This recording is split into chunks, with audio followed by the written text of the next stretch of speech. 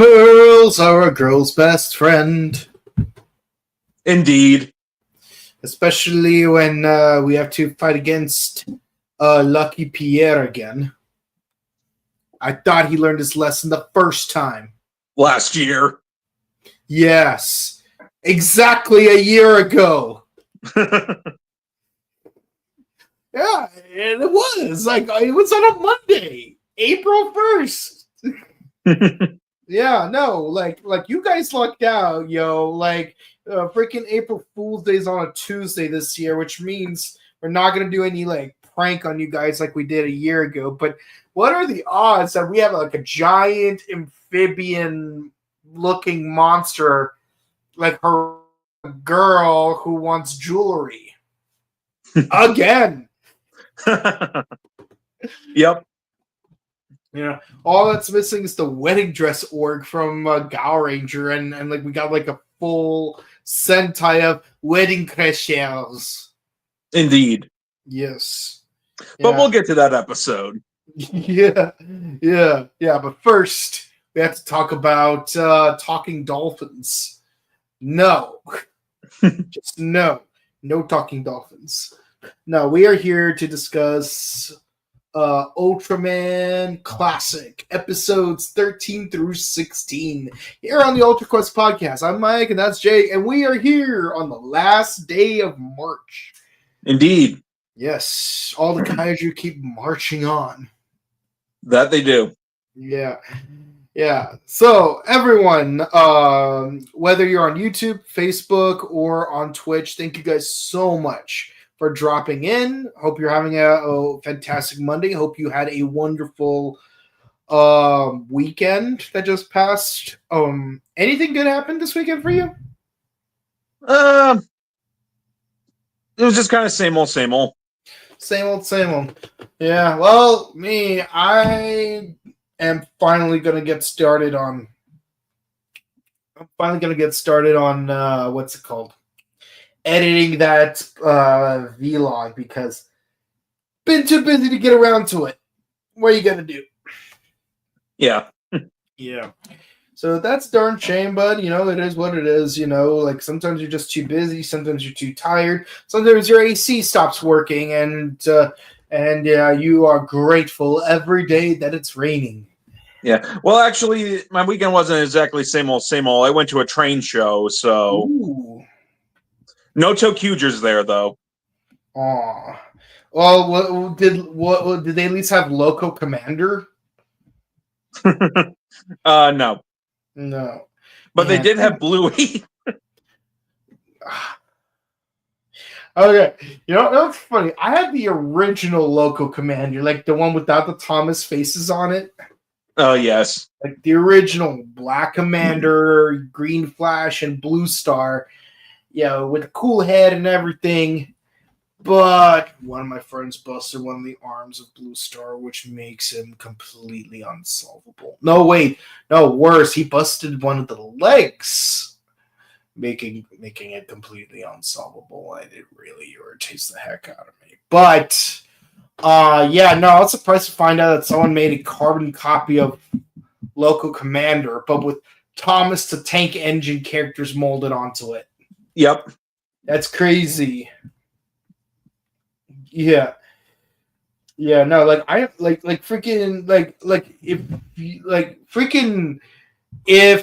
Fayolas didn't make a video on it, I wouldn't believe it. But then again, someone, based on this show, went out of their way to make a Titanic bot. No. Is a giant puppy dog octopus squid going to save it from drowning? Very tasteless, man. No. There's gonna be Snarl is just gonna put on a tank top and a hat and start rapping. Oh gosh. Yo, Transformers, robots in the skies, Autobots wage their battle to destroy the evil forces of the Decepticons. Kill me for doing that. But then I won't have a co-host. That's true. Yeah. So this couple of episodes, well, one thing I do appreciate is the fact that I'm actually replaying through Metroid Fusion right now because the Zebesians are back! Oh, yes.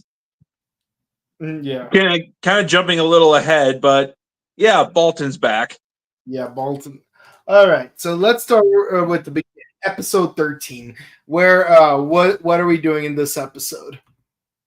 Basically, it involves oil, and then we have a unique looking kaiju in this, to where it's one of those to where it's obviously two guys in a suit, but I think that's what makes it unique. It has a bat face in the middle, while it's got like two walking bodies on both right and left of its body. Yeah, I was like watching this episode, and I'm like, how am I gonna describe this on the podcast tonight? It's like you have two conjoined asteroida connected to the head of a bat. I'm like, is the government of darkness involved in this somehow? In about another 8 years. Oh man, that thing was pink. Like, I'm gonna be honest, like the moment they showed that bat head, I'm like, okay, first of all, when they first showed the actual like asteroida components, I'm like, oh my god, there's like two asteroida that are like attacking the harbor. Like, that is so freaky because let's be honest, IRL asteroida are kind of freaky because it's like, oh, they may look pretty in like pictures on a children's like zoo book, you know, with that tiger poster and whatnot. But, yes. But when you know what they're really like, it's like they eat and defecate from the same cavity. Lovely. And each of the 5 appendages corresponds to a different organ system. So, like, imagine if, like, your respiratory system was on this arm, your digestive system was on that arm, and then your immune system was in your right leg, and your endocrine system was in your left leg. It's interesting how that works. It's so weird. And you're named after your own integumentary system. Echinodermata. Yeah. Your whole phylum is named after your appendiculary system. That's crazy, man. That's crazy. Well, we'll never look at Patrick Star the same way again. Yeah. Like, no wonder everything he says is so full of poo. Yeah, but then so like at first it's like, oh my god, it's so creepy. You got these asteroid, and then out of nowhere you see that bat head show up, and like the bat itself looks like it's being tortured. Kind of, and it's eating fuel. Yeah. So yeah, this Echinodermata asteroid bataroida. I'll come up with a smoother name, but yeah, this thing, like, it eats fuel, and let me tell you, like, it straight up looks like it, like you could tell it's two different dudes' arms, like, going ooh, ooh, ooh, ooh. And you can even tell that it's the dude on the left, who's like holding the puppet bat head, like. It's like I'm never gonna look at a 3-legged kid race the same way again. Yeah, next Morphicon, let's do a 3-legged race and have a bad head between us. Yeah. Or you know, that'd be better for G-Fest. People would get the reference. Yeah. So what's interesting is, some drunk dude at the dock saw a kaiju attack a tanker, and no one believes him because, well, he's drunk, and they're like, "You did it, didn't you?" It's like, how would I do it? Because You're delinquent. Look, I'm drunk, but I can't do that. It's like how come no one believes it? Even like SSSP is like, sir, you need to calm down and you need to turn yourself in. It's like, even you guys don't believe. Like, I'm like, how's no one getting that this is the work of an enemy kaiju?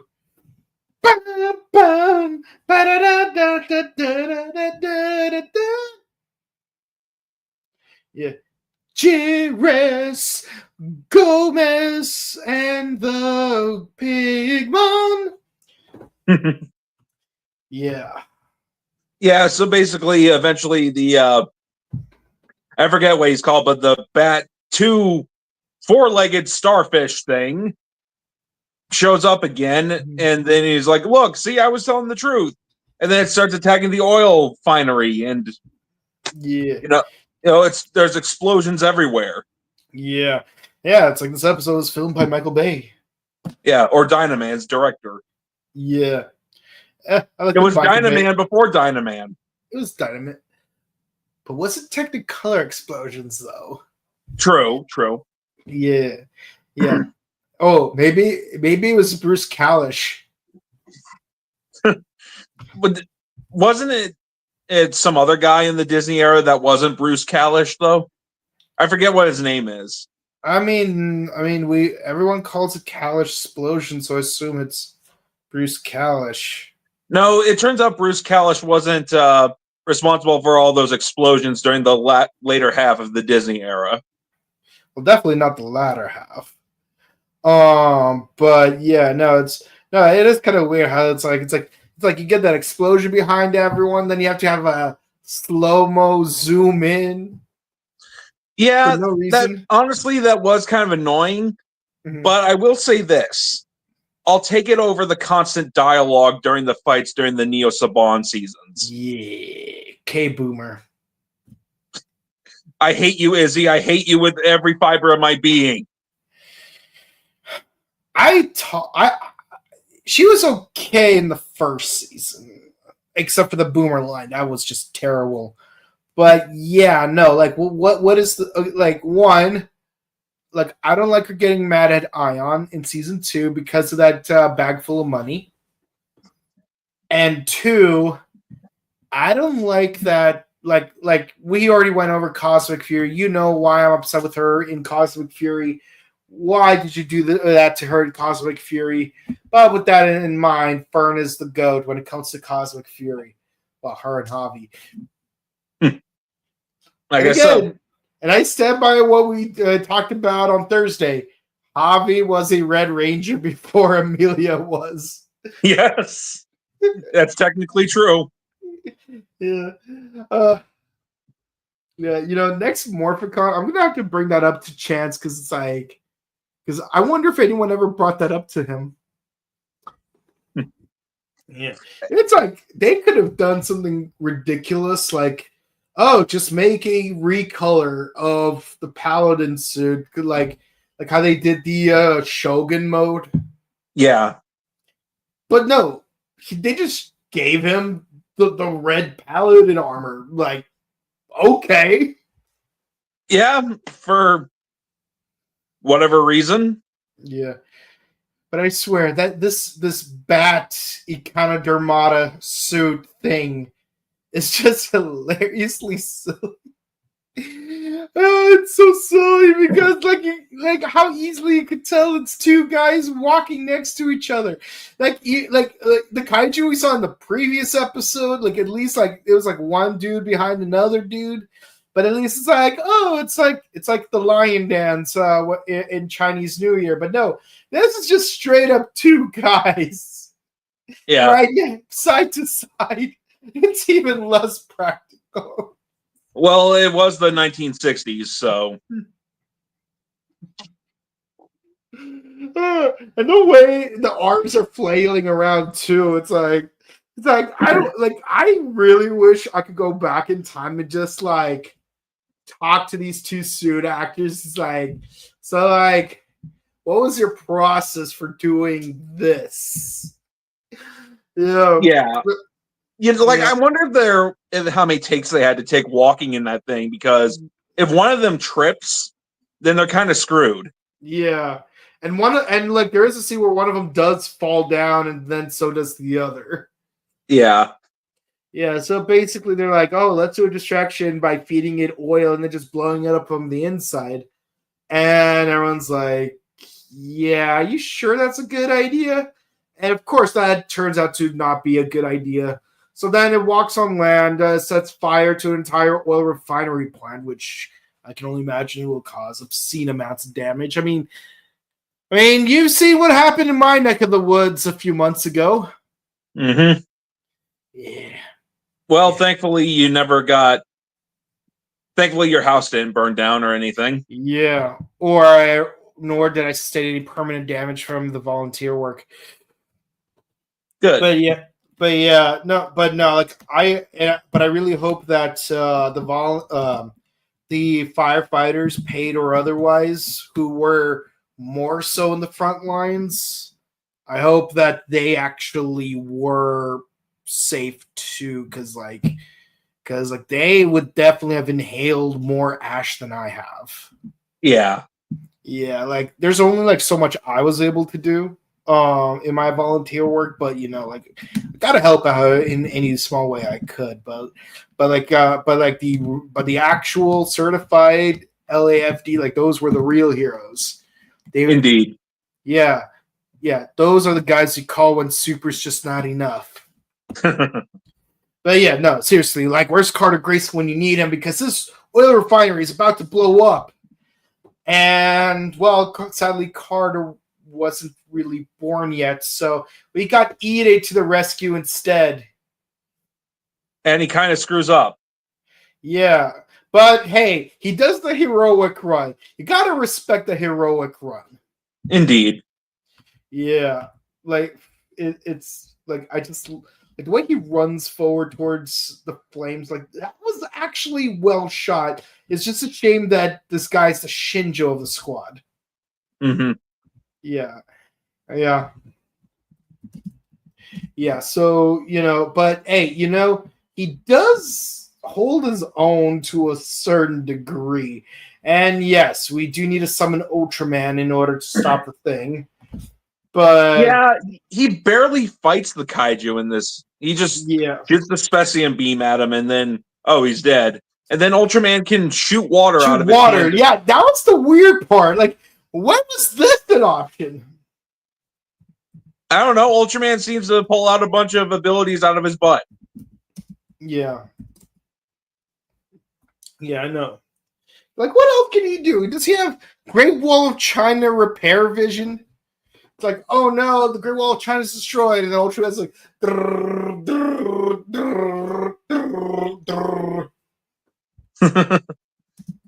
yeah. Well, he has a ton of abilities, so I guess that's why he's Ultraman.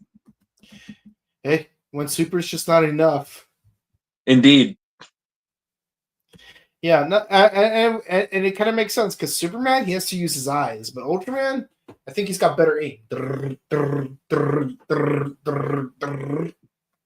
Mm-hmm. Yeah, no, see, like, here's the thing for me. Heat vision never made sense to me. I don't care if you're Superman. I don't care if you're Cyclops. I don't care if you're Jade Chan. Heat vision, it makes no sense. Like, how do you turn it on and off? Well, for Cyclops, you just don't turn it off, period. But also, like, how do you aim? Like, how do you know that your beam is aiming where it needs to go? And if you're firing continuously and you need to, like, track, how do you know? Like, can you still see while you're firing that beam? See, like, with JoJo's Bizarre Adventure, they actually explain it. Like, when Dio fires that beam from his eyes, he's actually firing fluids like a water jet. Like, they straight up explain that in the manga. Granted, I don't know where he summons those fluids since he's a floating head, since he's a decapitated head, but at least there's a simple explanation for how the beam works. Okay, Gosei. Yeah, that's a Zordon moment right there. Yeah.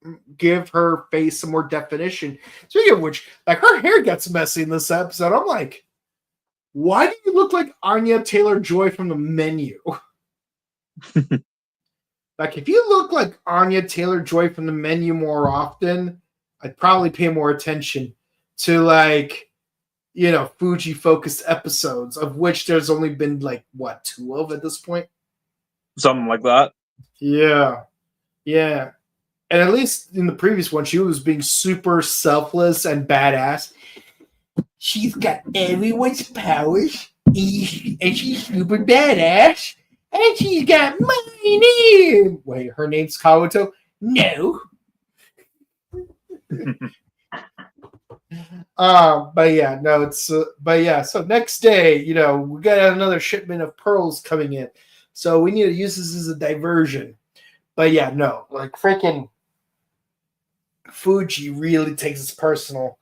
So I'm like, is this gonna be a running thing? Because between Fuji with pearls, Rena with lipstick, and Asuna with shoes, is this like a regular thing where like female lead is obsessed with some obligatory girly thing, and then if a kaiju attacks that one specific thing, all of a sudden it becomes a bigger problem than it needs to be? Sometimes, I guess. I'm trying to think, dude. Like, I didn't see that in Blazar. No, so it doesn't happen all the time, just these instances that you mentioned. Yeah.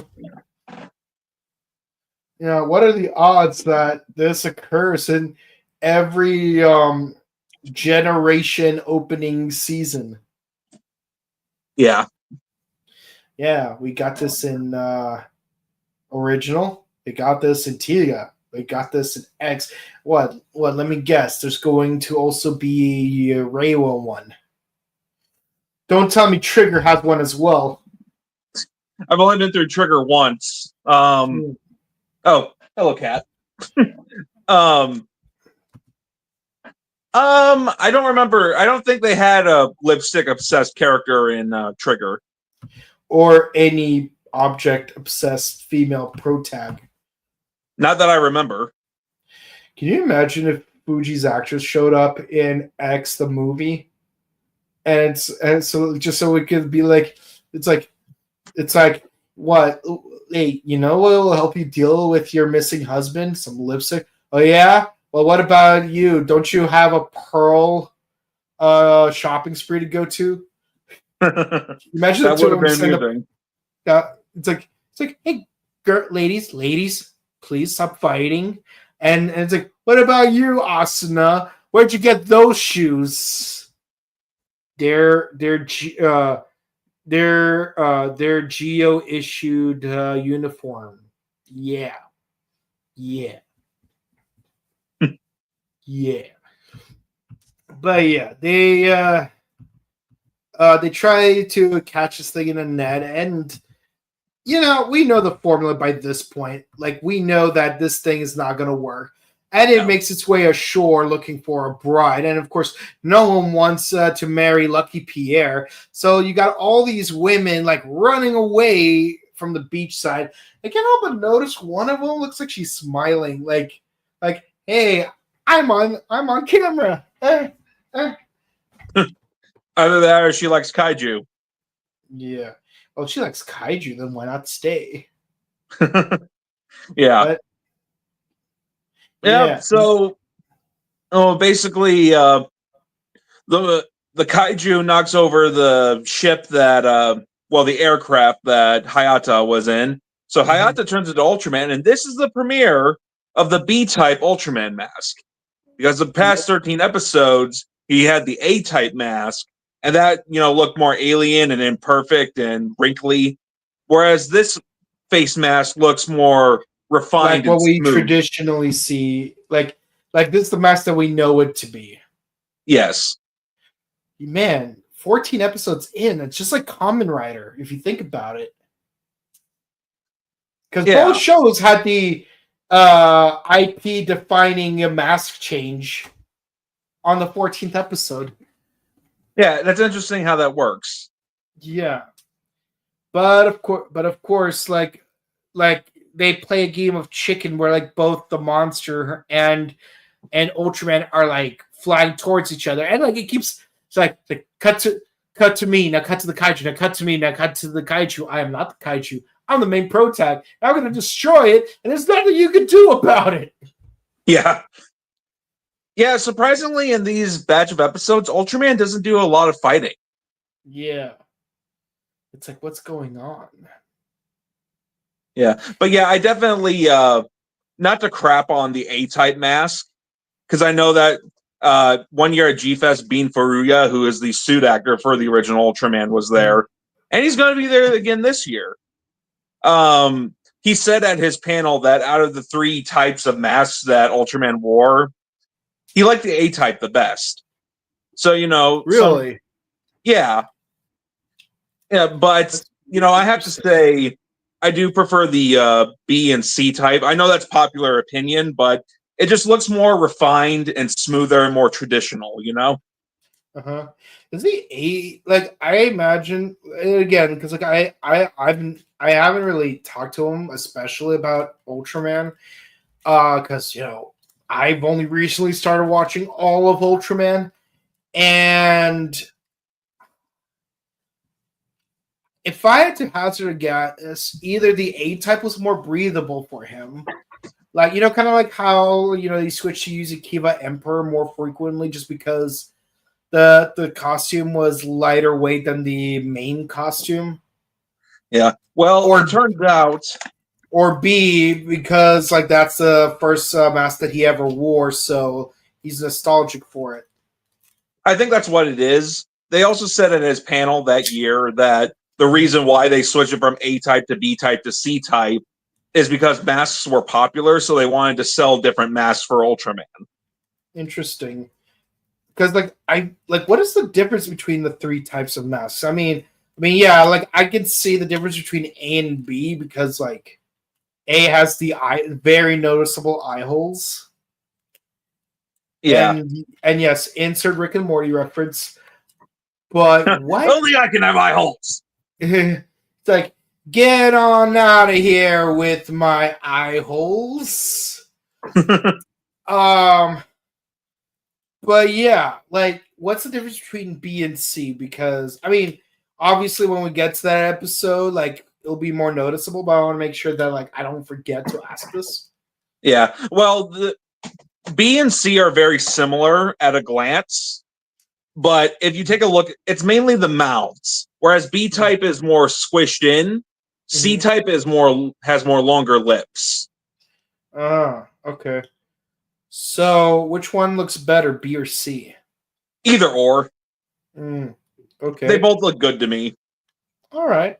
Okay, cool. I'm not sure which one I like more between B and C. But if you compare if you look at a picture between A, B, and C, you can definitely notice the differences, especially between the A type and the B type mask, because like I said, the A type mask is really wrinkly, whereas the B type mask is more smooth and refined. Okay, that's really interesting. But yeah, no, it's crazy how episode 14 is when we change masks. I mean, obviously, Kamen Rider is going to change their masks at least one more time, but I doubt it's going to be the same episode number just because, Kamen Rider has 2.5 times the number of episodes that Ultraman does. Yeah. Yeah. Yeah, and we're still 33 episodes in for Kamen Rider, so we still got a ways to go. All right. But yeah, so let's get right into it. So once the monster blows up, naturally, like all the pearls that it ate just showed up. So now there's a surplus of pearls, which means the pearl market went way down. Which means that now Fuji can pose for a jewelry commercial. Pretty much.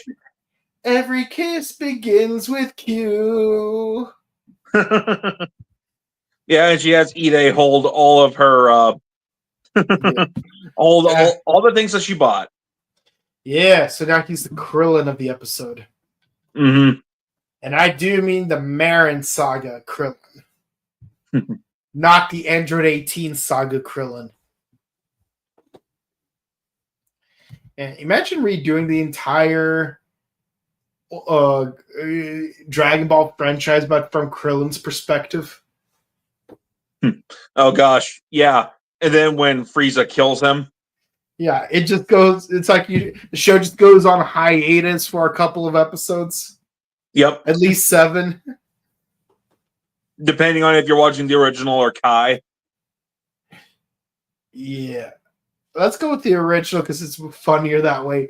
Yeah, so for 7 weeks we're gonna go on hiatus, and then he wakes up revived by the dragon. Rock the dragon. But yeah, so next episode 15, and let me just say, if I had a nickel for every season of Ultraman that had used this kaiju on the 15th episode, I would have exactly 15 nickels, which isn't a lot. Sorry, I would have 2 nickels, which isn't a lot. But it's crazy that it happened twice, isn't it? Yeah. I remember it being in Blazar, but I forgot that it was in the original Ultraman originally. Yeah, I didn't even Gavadon. Yeah, I didn't even know Gavadon was even from the original. I forgot until I rewatched this, because I haven't seen the original Ultraman in years. Yeah, but it's crazy that it's happening on episode 15. Just like maybe they did that intentionally. Yeah, it's like how like Zangil shows up on episode 17 of both shows, or how episode 16 of both Blazar and Arc involve a nightmare kaiju. Mm-hmm. If I had a nickel for every consecutive season of Ultraman where a nightmare kaiju shows up on episode 16, I would have exactly 2 nickels. Which isn't a lot, but it's crazy that it happened twice. Yeah. But yeah, so it's a pretty straightforward story. In fact, it's actually quite identical to the to Blazar's episode. You got a bunch of kids drawing their own kaiju, and the main kiddo's like, "Yeah, I'm gonna draw my own derpy kaiju because it just looks cute." But then radioactive space waves just bring it to life. So then they draw an even bigger version, and then the bigger version comes to life. But the difference here is that it has a weakness that we can exploit. Oh yeah, and also both shows involve a middle-aged male Karen. Yes, indeed. Who is justified, by the way. Yeah, it's like the kids are graffitiing and vandalizing his property. Yeah. But anywho, so yeah, so it's like, so Ide, in a surprising smart move, recognizes that the thing unleashes damage reciprocal to the damage it's receiving, which means if we do nothing, maybe the kaiju will do nothing. And everyone's like, Ide, that is the most ridiculous, most stupid idea you've ever done. But then they actually try it out, and it actually works. It just falls asleep in the middle of the city. Yeah. Well, credit to Ide. But this also means that the Japanese economy is being destroyed. Somehow. Yeah. Well, it's a kaiju attacking, so. Where's Kane gone when you need him? In Ultra Q. Yeah. Yeah. Okay. Oh, and here's a weird thing. Kanegon has a cameo here in this episode. Yeah, as a kid's drawing. As does Ludwig von Beethoven. Yes. Who's that kaiju? It's Ludwig von Beethoven. He's a German composer. Oh, I wonder why this kaiju looks very human-like. I mean, given that Garumon episode in Blazar, I wouldn't be surprised. Yeah. So basically, after it turns back into a drawing, the kids think that they should improve it and make it look more beastly. Or at least more like a traditional kaiju. So then it comes to life again. And I gotta say, that actually was a pretty cool effect how they got it to pulsate, when it was still a drawing on whatever those things are called. Yeah, that was a good moment. If I had to guess, I think they use an image cell. Probably. Yeah, because I know that even when they made Bambi, they used cells. Like it's not like full on cell animation back then, but every now and then you would see the use of cells because it would help out, like make things, give things more depth. Yeah. In the animation. But man, I have to say, watching that documentary about Bambi at the end of the Bambi VHS tape and seeing someone like pull that cell right out of the desk was really freaky because it's like, oh, look at that. It's a cute drawing of Bambi. Oh my God, it leaped out. It's like that camera angle. It's like when you're a kid, it's like, oh my God, the drawing's coming to life. And you're just, oh wait, it's just a drawing on a transparent sheet. Oh, I was getting worried. But yeah, that's basically what happened here. And so it's like, okay, the Japanese economy is being destroyed. So yeah, we have to fight this thing. And yeah, it's incoming the attack of the killer toy tanks. Oh yes. Yeah. So the little kids are like telling the military to stop. I'm like, bro, this thing is a threat and a menace. And then Ultraman shows up. I was like, no, Ultraman, don't kill him. He's our friend. Your friend is destroying the Japanese economy. It's doing a more effective job of it than the government of darkness is. Yeah, stealing kids' candy money. That's GOD's modus operandi. But this thing is going to sleep the economy to death. Mm-hmm. Yeah. Yeah, so basically Ultraman again doesn't do very much fighting this episode. Yeah, he just like spins it around a couple of times and then lifts it up and then flies it into space. Yep. Which again, I have to ask, what if the timer runs out while you're in space? Well, then I guess he's screwed. It's like we never see this happen in Ultraman. We see it happen in Power Rangers. Remember Lost Galaxy when Mike sacrificed himself to keep the gate open? Yeah, like that. Yeah. That happened. I'm surprised he survived. It's like as soon as his body was just floating in space. It's like, how did he not suffocate? Yeah, it's like you can't even use the Sylvia excuse where it's like, oh, maybe there's a protective force field around the Cyber Sliders. No, it took Leo a while to get his jet jammer to get Mike. And also, like, when did he have time to pick him up? Because I thought we were in a hurry to get across the portal. So it's like, when exactly did he grab Mike? Like, did he go back to the Lost Galaxy, picked him up, and then went back? Like, did his body float back into the found galaxy? I don't know. It's Power Rangers logic. Yeah. Raises more questions than it asks. But, there's a simple explanation. Oh, gosh. Yeah.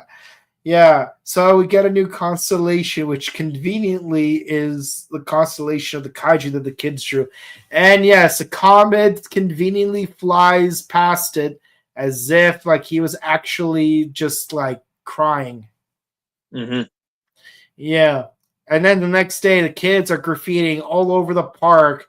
And I'm surprised that there is a picture of Morty from Rick and Morty in there. It's like, if you look carefully, there's a picture of Morty. Come on, Morty. You're gonna be in a children's TV show that predates our own. Oh, jeez, Rick, I don't know if that's a good idea. Come on, Morty. You know you want to be in it. Like we just have to go 50 years back in time, and then just show up in a chalk drawing or something. Oh, jeez, Rick, I want people going to be concerned that they're going to recognize. Don't worry, it's going to be in a Japanese TV show. No American watches that. I'm pretty sure the Japanese don't watch Rick and Morty either, so no one's going to be able to culturally connect the two things. Oh, jeez, Rick, I hope no one's watching that Japanese TV show that we're going to show up in. Yeah, about that. It's on Blu-ray over here. And people go to G-Fest and cosplay Ultraman. Yeah. Oh, man, the times we live in. Mm-hmm. We got G-Fest, we got Mill Creek, we got Discotheque, we got Shout. But yeah, on to the final episode of the night. Yes, and it takes place in space. Sorta. Kinda. Yeah. Yeah. Excuse me. You all right? Yeah, I just had to burp. All right. It was from the water that I drank. Yeah. So basically, a professor's testing the new rocket, probably invented by Elon Musk, for all we know, and he ends up finding the BSR space station. No, please don't go there. There's a bunch of yellow blobs there that will copy your visage. No, it's just the Boltons from episode 2. Yeah. The Zabesians are back from outer space with that sad look upon their face. Yeah, so we get Bolton 2 in this episode. Yeah.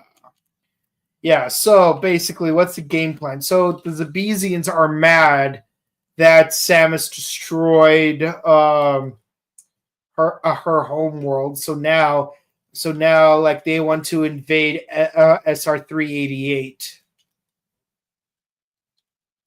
Basically. Yeah.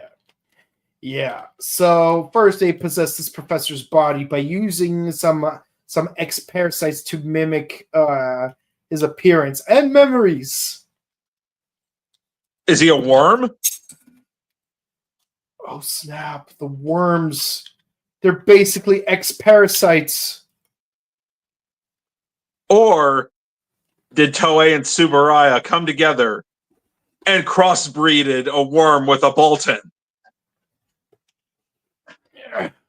Imagine if, like, freaking the worms originally did not have the ability to copy people's bodies, but then a colony of worms were infected by the X-parasites. So now the X-parasites, disguised as worms, have the ability to shapeshift into, like, their other victims. Think about it. It makes sense. They have the same MO. That'd be interesting. Yeah. So basically, Kamen Rider Kabuto and Metroid Fusion are canon. Now that I've said it, it must be canon. Yeah. But so basically they're upset that their planet blew up, but they found a new planet. But we're still holding a grudge, so we're coming after you, Earthicans. Yes, we're here to destroy Ultraman. Yeah. So basically, they do take a space shuttle. Basically, they took their regular jet and added jet boosters, similar to that of Star Wars Clone Wars era. Yeah. They fly up to the space station. No, you don't understand. Samus warned you. And then, of course, like they take the professor and then try to escort him. But turns out the professor is not really the professor. No. So He's he basically crashes their ship on a moon to where they can breathe on the atmosphere, I guess. Mm-hmm. Yes, maybe they'll find a giant robotic dragon that runs on AAA batteries.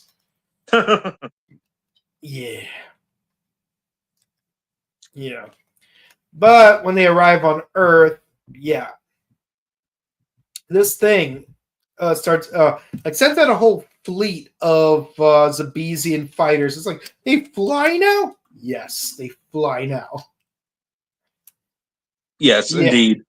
So yeah, basically, they're trying to do an invasion of Earth. Ide actually manages to shoot some down. So yeah, props to Ide for these sets of episodes. yeah. You're actually trying to gut yourself before you start crashing back down. Yeah. So But basically, yeah, go ahead.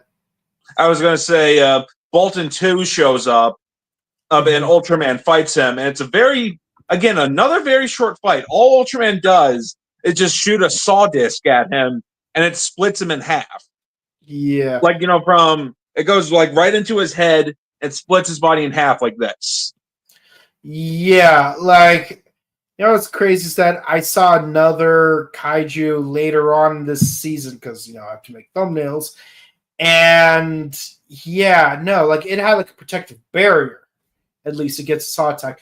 But interestingly enough, the giant Zabesian pulls what's his name uh Murloc from SPD, where he has like two mirrors on his chest.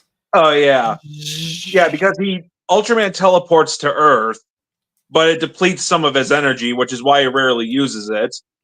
And then he tries to use the Specium beam on him, but he opens up his chest mirrors and deflects it. Yeah, it's like, now cry about your daddy. I don't have one. At least not until Ultra 7 or Leo or Taro. Yeah. Well, the But father of Ultra? Oh yeah. no, he's not. The father of Ultra isn't the original Ultraman's dad. It turns out that the original Ultraman's dad is a completely separate character, and the father of Ultra, his son's Ace is his adopted son, and Taro is his biological son. Whoa. My mind is blown. So, who is Ultra Classic to Father of Ultra then? Absolutely nothing, which is what you will be. Spaceballs. Yeah. Spaceballs. 5, 4, 3, 2. Come again next time. Thank you. 1. Yep. Yeah. Robomate. But so he gives this dude a splitting headache. Literally. Yeah. Yeah, when he fights the other Bolton, he literally does the same thing to him, just shoots the saw disc and it splits him in half the same way as the other one. Except this time he uses the Specium beam for good measure to destroy both halves. Yeah. Yeah. Yeah. So, the only good Zabesian is a dead Zabesian. Guess what anime I'm referencing? That's right. I'm referencing reincarnated as a slime. I'm just kidding. No, the goblins are actually the good guys here. But yeah, so all's well that ends well. Not much to say. All right. So thoughts on this batch of episodes? Well, I think that the starfish bat kaiju was definitely interesting, but I wish that Ultraman fought it. So I give it an 8 out of 10 for that episode. Yeah. The next episode, one where Fuji's obsessed with pearls. Again, Ultraman doesn't really fight that much in this batch of episodes for some reason. It's weird. So Yeah. I suppose give that one a 7.5 out of 10. Wasn't terrible, just there's better episodes. Mm-hmm. The episode after that, I'd say give it an 8 out of 10. And give a 9 out of 10 for the Bolton 2 episode. I mean, it's interesting to see the Boltons again. I just wish the fight scene was longer. But to this episode's credit, this episode, its fight scene was longer than the previous 3 episodes. I'd have to agree with you on scoring all 4 of these episodes because, Yeah, like, why does Ultraman not show up more? You know, what's crazy is that, like, we've seen past episodes where he shows up, like, a third into the episode, and he has no problem, like, fighting for, like, the whole 15 minutes remaining in the episode. Here, it's like he doesn't even show up to, like, the last 3 minutes. Yeah. But I will say this. My favorite monster was definitely the King K. Rool one. Because again, Lucky Pierre. Yeah. What will Nigel Cochran do this time? Will what's her face finally get married? Find out next time on Dynaman. Oh man. Now I kind of low key want to rewatch that show.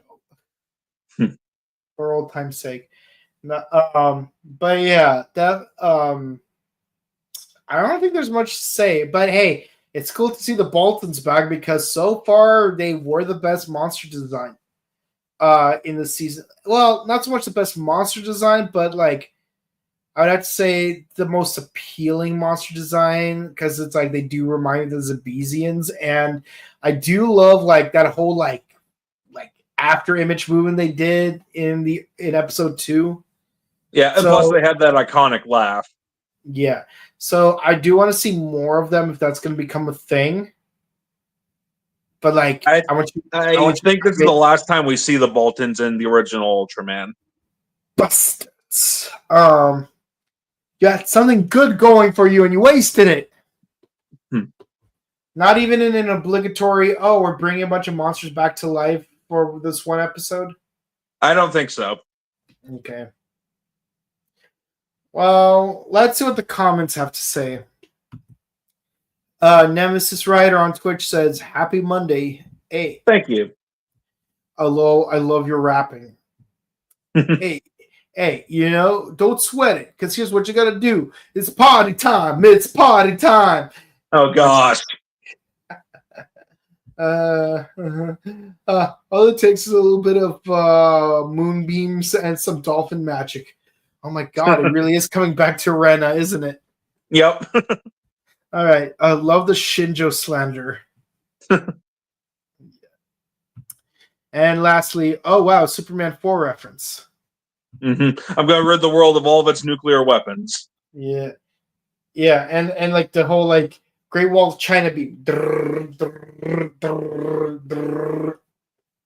Yes. Oh yeah, I actually compiled a list of movies that I need to watch because they're movies I have on DVD but never watched them. And yes, Superman 3 is one of those movies, and because it's been years since I've actually watched it, I will rewatch Superman 4 because I watched it on TV while being trapped at Grandma's house. Is this a hint? No, it's not. It's a happenstance that I was in fact trapped at Grandma's when I saw Superman 4. I'm like, why is Superman speaking Russian? Anywho. So here we are. If you enjoyed, please be sure to comment, like, and subscribe to us on YouTube, Facebook, Twitter, Instagram, and ding the bell icon to stay notified for our latest videos. We do Ultraman Classic on Mondays, Kamen Rider Gob on Wednesdays, number 1 Sentai Go Jujers on Thursdays, and Kamen Rider Classic on Sundays. We're going to try to upload some more Morphicon interviews real soon. And yes, because it's almost April Fool's Day, please take the time to go back and watch our discussion of Dynaman because it was really funny. That show was so freaking funny. Especially the Rhino Man episode. Armor Hero Rhino Man? No. I'm not that Rhino Man. The Party Crasher Rhino Man. Yeah, so if you want to follow our personal content, please be sure to follow this guy on Axel Ranger, and you can find me on Instagram at Boken_Kabuto and on Twitch at twitch.tv/BokenKabuto. Thank you, everyone, so much for watching. Please be sure to stay safe, stay hydrated, update your emergency kits, hug your loved ones, and for the next 26 hours, trust no one. Have a good one. Bye.